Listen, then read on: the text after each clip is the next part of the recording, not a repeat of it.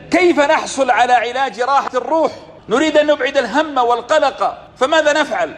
الأمان والطمأنينة هي أعظم نعمة يمن الله تعالى بها على عباده، ولذلك أعطى الأمان وأعطى الطمأنينة الذي هو علاج كل هذه الهموم، أعطاه لعباده المؤمنين.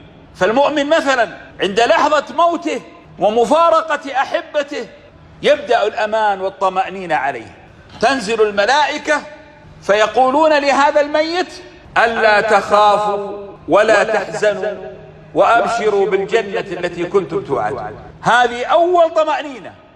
الأمان في القبر، عندما ينزل إلى قبره بعد أن ترتفع روحه إلى السماء وترجع، يفتح له طاقة إلى الجنة فيرتاح، يأتيه من روحها وريحانها فيرتاح، ثم ينزل عليه عمله الذي كان يعمله، العمل الصالح على صورة بشر، فيؤنسه ويسعده إلى قيام الساعة. أليس هذا أمان؟ هذا أمان وطمأنينة من الله عز وجل.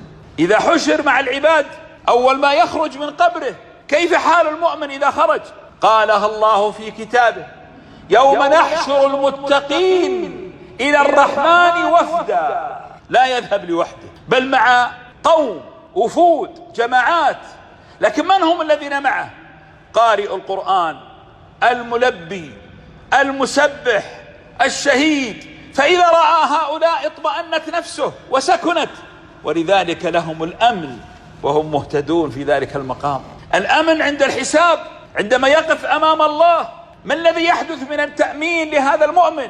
يستره الله فلا يراه أحد إلا الله عز وجل، فيرتاح أنه لن يفضح. فإذا ستره الله ارتاحت نفسه، فإذا عرضت أعماله خاف، فإذا رأى الله منه الخوف أمنه، فقال: لقد أبدلناها كلها إلى حسنات، فيفرح. ولذلك يخرج يقول للناس: هاؤم اقرأوا كتابيه، لأنه أمن يوم الفزع الأكبر. حتى إذا دخل الجنة يكتمل الأمن والأمان له، بعد أن يكتمل دخول أهل الجنة إلى الجنة وتغلق النار على أهلها، يؤتى بكبش أملح. ما هو هذا الكبش؟ هذا هو الموت جسد بصورة كبش. فتقول الملائكة: يا أهل الجنة هل تعرفون هذا؟ فيقول: نعم نعرفه، هذا الموت. يا أهل النار هل تعرفونه؟ نعم نعرفه. فيذبح الموت، ثم يقال لأهل الجنة: خلود فلا موت، لن تموتوا. فيكتمل الأمن والأمان والطمأنينة. طب نحن نريد الأمان في حياتنا، نريد الطمأنينة، كيف نحصل عليها؟ سأدلك على 3 أشياء احفظها مني. أولا التوحيد، حققه ومكنه وابحث فيه وادرس، لأنه الصمام الذي يعصمك يوم القيامة. قال الله تعالى: الذين آمنوا ولم يلبسوا إيمانهم بظلم أولئك لهم الأمن وهم مهتدون. ما معنى هذه الآية؟ أي أنت إذا آمنت ولم تلبس إيمانك بظلم، الظلم هنا المقصود به الشرك، أي حافظت على توحيدك، فقلبك لا يتعلق إلا بالله، فإنك إذا حققته في قلبك نزلت عليك السكينة والطمأنينة من الله. الثاني الأمان يكون في الصلاة. كيف ذلك؟ النبي صلى الله عليه وسلم أخبرنا فقال: أن من صلى الصبح فهو في ذمة الله حتى يمسي. وفي حديث آخر: من صلى الصبح في جماعة، وكذلك إن صليت العشاء في جماعة. إذن الصلاة وخاصة في أوقاتها أكثر وأعظم ما يبعث الطمأنينة في قلبك. ما هي الثالثة؟ الثالثة ذكر الله عز وجل.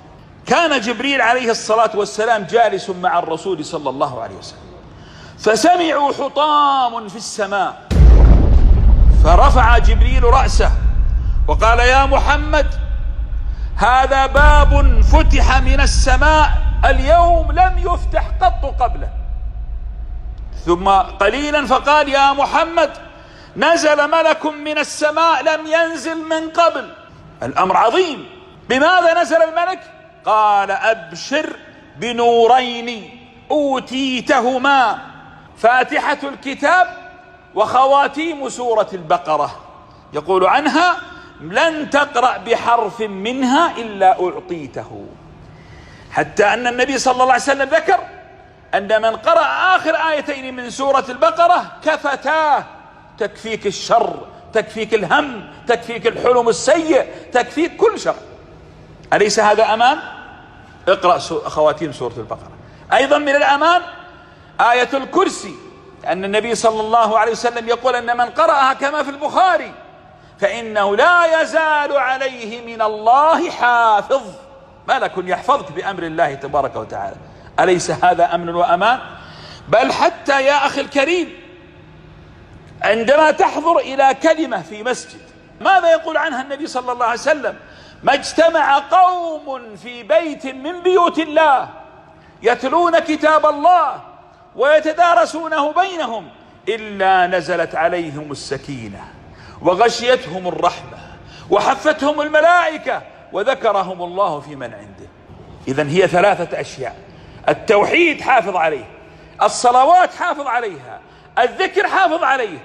فالجأ إلى الله بهذه الثلاثة الأشياء وأقبل على الله وأبشر بالخير من الله.